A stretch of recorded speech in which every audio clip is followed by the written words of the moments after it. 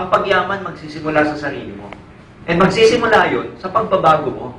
Hindi pwede magbago ang buhay mo nang hindi ka nagbabago muna. Alam niyo ba yun? A lot of people would like to change their lives, but they do not know how to change themselves. Hindi nila alam paano nila babaguhin sarili nila. I have both good news and bad news for you. Ang bad news, pag hindi mo binago yung sarili mo, ang ugali mo, hindi magbabago buhay mo. Kahit anong opportunity pa dumating sa araw. Pag hindi mo binago sarili mo, hindi magbabago buhay mo. Ang good news naman, ito. Pag binago mo yung sarili mo, pwedeng magbago ang buhay mo. Sir, ano ba babaguhin ko sa sarili ko? Marami. Ang number one mong babaguhin sa sarili mo, yung isip mo.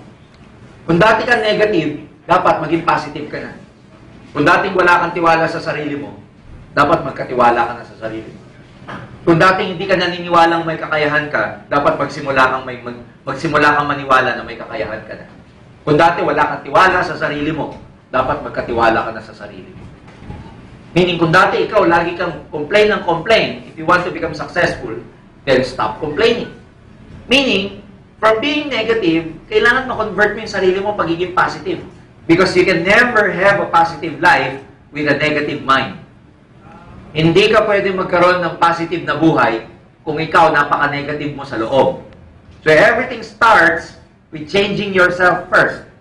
Kailangan baguhin mo muna yung sarili mo. And kaka-attend ng training na to, manunumbalik yung tiwala mo sa sarili mo na darating ang panahon, kaya mo rin maging global ambassador sa negosyo natin. Kaya, it's just a matter of believing in yourself. Kaya today, ang i-educate ko kayo, paano mo ibabalik yung tiwala mo sa sarili mo? Because maraming mga tao nahihirapang magbago. Kaya dito mauuna muna yung development mo. Sabihin mo, development. Bago mag-grow ang network nyo, kailangan kayo muna mag-grow. Bago pumutok ang grupo mo, bago ka makapag-build ng grupo, ikaw muna i-build mo. Kaya nga ako pinag-aralan yung mga taong tumama ng loto, alam nyo ba 98% ng tumama ng loto, after 2 years, mahirap ulit sila.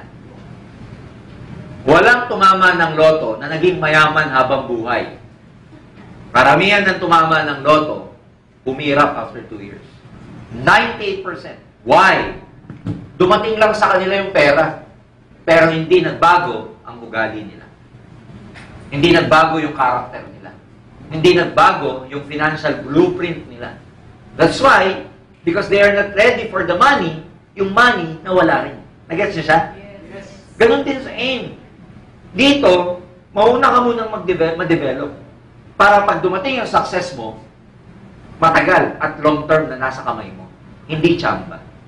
Kaya ngayon yung mga bagay na yun ang pag-uusapan natin. Kaya, kailangan, may mga babaguhin ka muna sa sarili mo. Kailangan, you have to believe na pwede magbago yung buhay mo. Marami kang babaguhin kasi galing pa sa pagkabata yan. Yung program na meron ka, galing sa pagkabata. Bakit maraming tao walang tiwala sa sarili?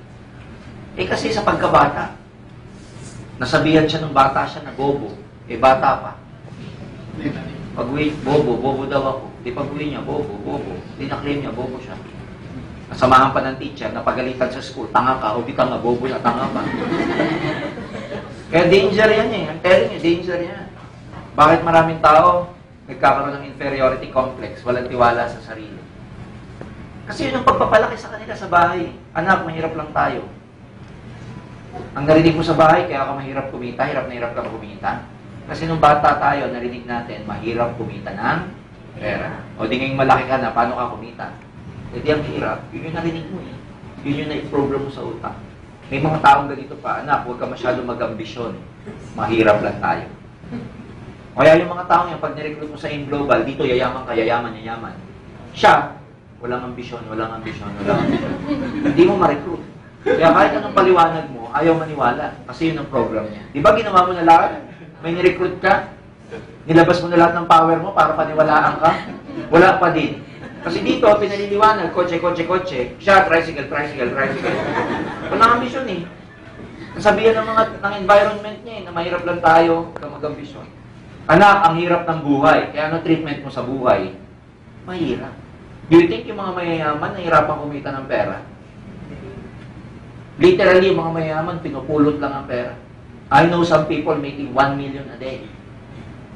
I know some people 100 million ang value nila. Ang daling kumita ng pera, pero sa mga mahihirap, hirap na hirap kumita.